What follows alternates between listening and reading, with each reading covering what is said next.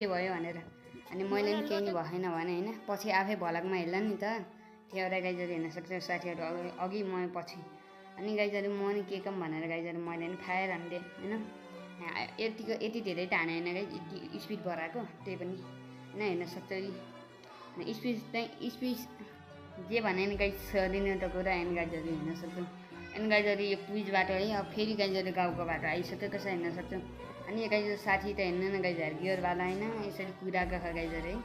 यसको पो मत छ गाइजहरू कहाँ पुग्यो गाइस यहाँ यस्तो होइन पानी खान रुच्छु भनेको भाग्यो गाई त गाई त अब यस्तो होइन हिँडौँ